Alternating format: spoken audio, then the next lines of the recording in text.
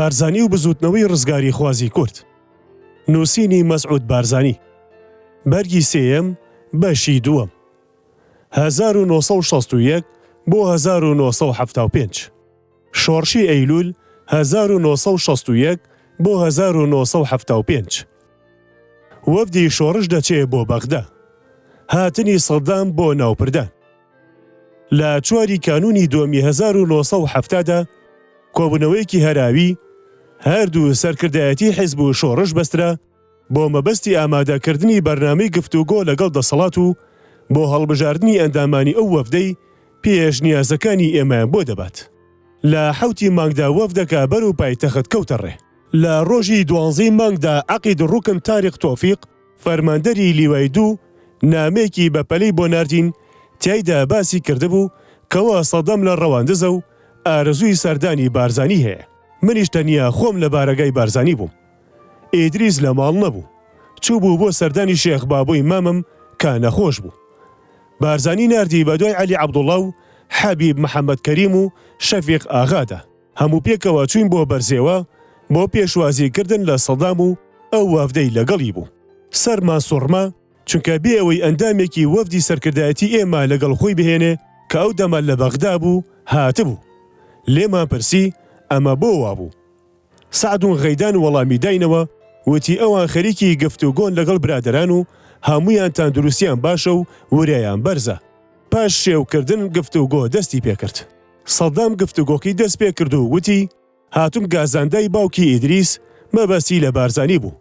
مەبیستم و ئەویش هەروە گازەندەی من ببیستێ. من هاتووم ڕێکەوتنێکی لەگەڵ بکەم. نەک تەنیا شەڕ ڕاوەستاندن بێ وەک لەگەڵ ئەوانەی پێش ئێمەدا دەکرا.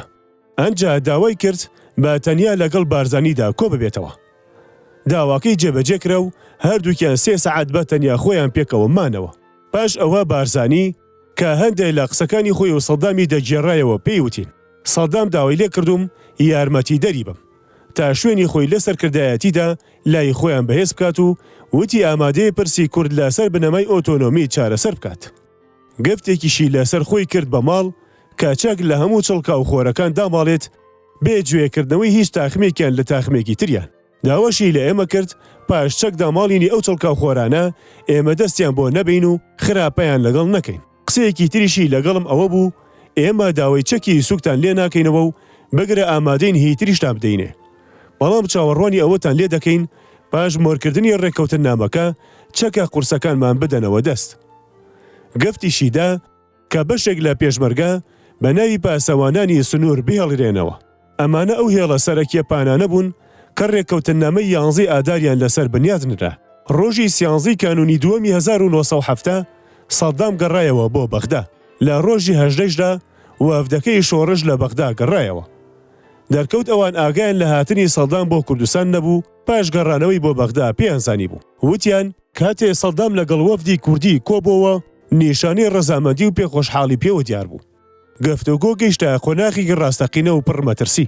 کارڕاپەڕینی باڵیۆزخانەی یەکێتی سۆڤێت ڤیدۆتۆڤ بە بایەخ پێدانەوە بە دوای هەواڵی ڕەوتی گفتوگۆکەدا دەگەڕا و زۆر جار لەگەڵ وەفدی کورد و لەگەڵ وەفدی حکوومەتیش بە یەک دەگەیشتن و زۆر جاریش لە نەرمکردنی هەڵوێستەکاندا سەردەکەوت. وەفدی شۆڕش بە ناوی پارتیەوە هەوڵیدا حیزبی شیوعی عێراقیش لە گفتوگۆکاندا هاوبەشی بکات. بەڵام ڕژێم هەر بە یەکجاری ئەو داوای ڕەت کردەوە. سکرتێری حیزب عەزیز محەممەد نامەیەکی بۆ بارزانی نرد تێیدا نووسرا بوو. نامانەوێت ڕازینەبوونی دەسەڵات بە بەشداربوونمان لە گفتوگۆدا ببێت بە هۆی بەرپابوونی گیر و گرفتێک لە نێوان ئێوە و ئەواندا. لەسەر ئەوە سوور مەبن. ئێمە دڵنیاین ئێوە دەستبەرداری بەرژەوەندی گەلی عێراق و گەلی کورد نابن و ئێوە چاکترین کەسانێکن نوێنەرایەتی ئێمە بکەن لەو گفتوگۆیانەدا. گەشتی بارزانی بۆ تاران. شێخ بابا عەلی شێخ مەحموود لە دەرەوە هات و نامەیەکی گرنگی شای ئێرانی بۆ بارزانی پێبوو. پوختەی نامەکە ئەوە بوو کە حکوومەتی شا ئامادەیە بارزانی داوای هەرچی بکە بۆی بکە و هەر یارمەتێکی بێ پێشکەشی بکە بە مەرجێ واز لە مۆرکردنی ڕێکەوتن نامە لەگەڵ حکوومەتی بەغدادا بهێنێ. هەروەها داواشی لێ کردبوو سەرێک لە تاران بدات. ئاماژەشی بۆ ئەوە کردبوو کە ئەم داوایی ڕەزامەندی وڵاتە یەکگرتوەکانیشی لەسرە. ڕۆژی 15 کانونی دووەمی 1970 بارزانی و شێخ بابە عەلی کەوتنە ڕێ بۆ تاران. بۆ سبەینێ شای ئێران بە بەخێرهێنانێکی زۆر گەرم و بایەخپێدانەوە پێشوازی لێ کرد و گەفتی زۆری بە ناوی خۆی و بە ناوی حکومەتی وڵاتە یەکگرتووەکانەوە بۆ هەڵڕشت. هەر بە مەرجێ ڕێککەوتن نامەیەکی وا مۆر نەکات، چونکە ئەو ڕێککەوتن نامەیە بەرژەوەندی سۆڤێتی تێدایە و دەبێت بە کارایەک بۆ بەهێزکردنی شوێنی حیزبی بەعس و جەختی لەسەر نیازی ڕاستی خۆی کردەوە کە شۆڕش پێویستی بە هەرچی هەبێت بۆی دابین دەکات و هەر جۆرە یارمەتێکی بوێت پێشکەشی دەکات، تەنانەت ئەگەر پێویستیش بێت لە ڕووی کردەیەوە بەشداری لە داکۆکی لێکردنیدا بکات. بارزانیش وەڵامی دایەوە. ئامانجی یەکەمی پارتی دیموکراتی کوردستان دیموکراسی بۆ عێراق و ئۆتۆنۆمی بۆ کوردستانە. جا ئەگەر بەعسی حکومڕان دان بۆ ئۆتۆنۆمی کوردستاندا بنێت و من بێم ئەوم نەوێت و بیدەمە دواوە. هەڵوێستم چی دەبێت لە ئاستی پارتی و میلەتی کورد لە عێراق و لە ئاس هەموو نەتەوەی کووردە. من ناتوانم ئەم ڕێککەوتن نامەی ئیمزا نەکەم. ئەگەر ئیمزای نەکەم بەوە گەورەترین قازانج بە حیزبی بەعسی حکومڕان دەگەێنم و ئەو لە بەرچاوی ڕای گشتیدا بەدا کۆکی کەر لە مافانەتەوەیەکانی کورد و ئێمەش وەک خائین و بایەخنەدەر بەو مافانە دەردەکەوین. شێخ بابە عەلیش بە باری سەرنجەکەی بارزانی ڕازی بوو. بۆ ئەوەی پاڵی پێوە بنێت پێتر هەڵوێستی وا بگرێت پێیوت هەرچیت بۆ میلەتی کورد بە چاکزانی بیکە و گوێ بە خەڵکی تر مەدە. بەڵام بەعس جێگەی متمانە و باوەڕپێکردن نییە و پێویستە لەسرت هەموو متمانی خۆتی تێدا دانەنیت. بۆ سبەینێ بارزانی گەڕایەوە بۆ کوردستان. یەک لە دوای یەک نامە لەلایەن شاوە دەهات بۆ بارزانی بۆ هەمان داوا و دوا نامەیان نامێکی تا ڕادەیەکیش هەر ڕەشە ئامێز بوو. لە تاران هیوایان بە پیلانەکەی عەبدولغەنی ڕاوی گەورە بوو، وایان بە خەیاڵدا دەهات کەوا سەر دەکەوێت. سەرکەوتنی مەزن بەسەر جا 66ەکاندا لە ماوەی هاتوو چۆکردنی وەفدەکان و خەریکبوونی هەردوو لا بە گفتوگۆوە. سەرکردایەتی شۆڕش بڕیاریدا نەخشێکی سوپایی بەربڵاو بە مەبەستی خاوێنکردنەوەی ئەو ناوچانەی بەدەستی جا 66ەکانەوە مابوون ئامادە بکات کە ئەو ناوچانە بوون باسمانکردن و ناوچەگەلی گەرمیان و قەرەداغ و شوان و شێخ بزەینی و دۆڵی خەلەکانیان دەگرتەوە.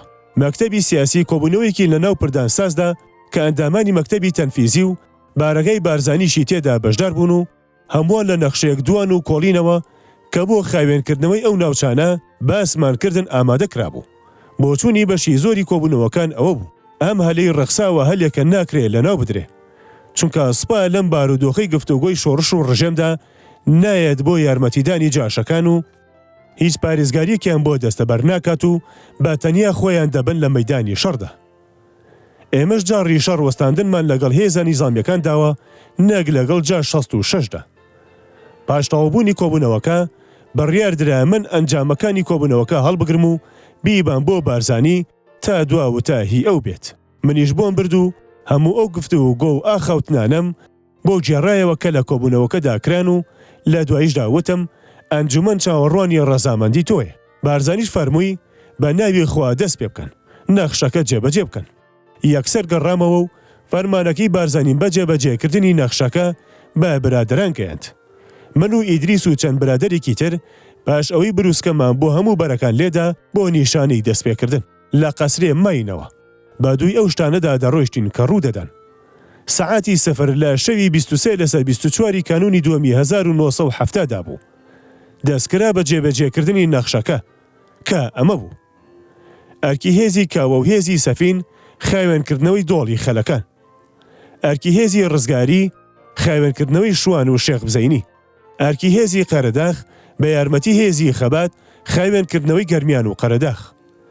سەعاتی 11 شەو دەستکرا بە هێرش بردن. سەرکەوتن لە هەموو بەرەکاندا لە ناوچاوانی پێشمەرگەدا نووسرا بوو. باربەرەکانی جا 66ەکان ڕما و پێشمەرگەش پابەندی ئەو سەرەتایە بوون کە دەبێت لەسەری بڕۆین، ئەویش خۆ پاراستنە لەوەی لەبەر هەر هۆیەک بێت لەگەڵ سوپا لە یەک بدەین. ئەگەر سەرنجامی کارێکیش ئەوە بوو جاشەکان پەنا ببنە بەر مۆڵگەکان دەبێ پێشمەرگا بکشێنەوە و دەستیان بۆ نەبن. لەگەڵەوەشدا وردە لێکدانێک لە دۆڵی خەلەکان لە نێوان پێشمەرگە و لیوای 27 ڕوویدا، بەڵام زوو بە زوو چارەسەری دۆخەکە کرا. بۆ سبەینێش 25 مانگ هێرش هەر بەردەوام بوو تا بە تەواوی هەموو بەربەرەکانەیەک لە ناو برا و پێتر لە 1400 سەر لە جاشگەل بەدیل گیران و ژمارەیەکی زۆریش کوژران و بریندار کران. ماشێکیشیان لەگەڵ سەرۆکەکانیان پەنایەنبەردا بەر مۆڵگەکانی سوپا. عەلی عەسکەریش بروسکەیەکی بۆ مەکتەبی سیاسی خۆیان لێدا تێکڕەوای تێدا نووسرا بوو. ئێمە قوربانی زۆرماندا بۆ یارمەتیدانی هێزەکانی حکوومەت، کەچی ئێستا ئەوان دەستبەرداری ئێمە بوون و گۆرگان خواردیان کردین. چارەی دۆخەکە بکەن. بارەکە زۆر خراپە و کارەکە بە تەواوی لە دەستی ئێمە دەرچووە. کە ڕۆژی 26 هات هەموو شتێ بە گوێرەی نەخشادانراوەکە بڕابووە و هەموو ناوچەکان ئازاد کرابوون و یەک جاش لە هیچیاندا نەمابوو. خەڵکی ناوچە ئازادکراوەکانیش پێشمەرگە ئازادکەرەکانیان بە خۆشی و شادیەوە پێشوازی کرد و مێردەزمەی داگیرکەرە دەستێ وەردەرەکانیان لەسەرشان لاچوو. کە وەفدەکەی حکوومەت لە 28 مانگدا هات هەموو شتێک بڕابووە. ئیتر پاشەوە جا 66 هیچیان بەسەر پێوە نەمابوو. دیمان وەفدەکە تووڕێن لەوەی ڕوویداوە. بەڵام دەشیان زانی تازە هیچ ناکرێ و میلی سەعات ناگەڕێتەوە دووەوە. لە ئەنجامی ئەمەدا سەدام بروسێکی لێدا بۆ ئیدریس شێوازێکی هەڕەشە ئامێزی پێوە بوو. وەفدێکی حکوومەت بە سەرۆکایەتی حەردان تکریتی. لە 28 کانونی دووەمی 1970دا وەفدێکی حکوومەت بە سەرۆکایەتی فەرێق حەردان تکریتی هات بۆ ناوپردان. حەردان بایەخێکی تایبەتی لەلایەن بارزانیەوە پێدرا و بەهۆی ئەو هەڵوێستە مەردانەیەی لە مەسەلەی گواستنەوەی تەرمەکەی شێخ ئەحمەددا هەی بوو.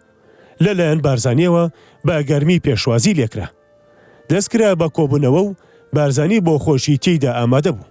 لە کاتی گفتوگۆدا پرسی ئەوەی کەرکووک سەربەچی لایەکە. پاڕیە ناو گفتوگۆوە. عەبدوڵڵا سەلوم بە پەراوێزی ئەم بابەتەوە وتی کەرکووک کوردستان نییە. کێ دەتوانێت پێچەوانی ئەم قسەی ئیسپات بکات؟ بارزانی بە تووڕەیەوە وەڵامی دایەوە من دەڵێم کەرکووک کوردستانە. خۆت لەوە بپارێزە بڵێیت کەرکووک کوردستان نییە. بگرە بڵێ ئێمە داگیرمان کردووە. تاکە کوردێک لە کەرکووک بمێنێ کەرکووک کوردستانە. زۆر باش بزانە ئێمە بە هیچ جۆرێ دەستبەرداری کەرکووک نابی. بارودۆخەکە شڵەژە ئاڵۆزی کەوتە ناوەوە. گفتوگۆ نێزیکەی 2 سەعاتێک وەستا. پاشان دەستی پێکرایەوە و درێژە پێدانی بابەتەکانی گرتەوە و هەردوو وەفدەکە هەموو خاڵەکانیان بەسەر کردەوە و لەسەر زۆرتریان ڕێکەوت.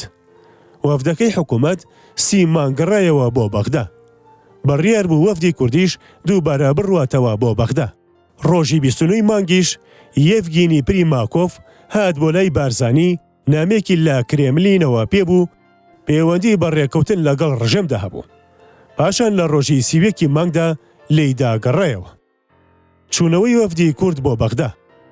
بە گوێرەی ڕێکەوتن نامەکە وەفدێکی کورد لە 3 شوباتی 1970دا کەوتە ڕێ بۆ بەغدا. وەفدەکە لە دکتۆر مەحموود عوسمان و ئیدریس بارزانی و نوری سیدیق شاوەیس و محەممەد مەحموود عەبدوڕەحمان سامی و نافی جەلال و موحسین دزەیی و دارا تۆفیق پێکاتبوو. ئەو گەرمی و جۆش و خۆرۆشە کۆنەی لە بەیەگەیشتنەکانی پێشوودا ئاسمانی دانیشتەکانی بە بۆن و بەرامی خۆشی خۆی پڕ کردبوو لەم بەیەگەیشتنەدا نەبوو. وەفدەکەی حکوومەت ساردێکی دەزان قەستی دەردەبڕی و هێنان و بردننی لە بەیەگەیشتن دەکرد. وەفدەکەی کوردیش سەرنجی ئەمەیدا و بەڕیاریدا لە کوێوە هاتووە بگەڕێتەوە بۆ ئەوێ. لە 8 مانگدا گەڕایەوە و چی وترابوو بۆ بارزانی ژێڕایەوە و باسی ئەو کەش و هەوایی بۆ کرد کە باڵی بەسەر بەیەگەیشتنەکەندا کێشا بوو. پێیان وت کەوا بە درێژایی ئەو ڕۆژانی لێوێ بوون هیچ بەرپرسێکی گەوری حکوومەتیان نەدی. دیارە ئەمەژۆیەکی دەربڕینی ناڕەزایی و بێزاریە لە کردەوە گەلە سوپایەکانی ئەم دوایەی دژی جا 66ەکان. هەروەها دەنگ و بازیش گەیشت کەوا ناکۆکی توند و تیش لە ناو سەرکردایەتی حیزبی بەعزدا پەیدا بووە و ئەوە بۆ هۆی ئەو ساردیەی بەرەو ڕووی وەفدەکەی کورد بۆتەوە و بایەخبابوونی ئەو لە بەغدا نەدراوە. هەرچۆن بێدۆخەکە هەر بۆ جۆرە مایەوە بێگەیشتنە هیچ ڕێکەوتنێک.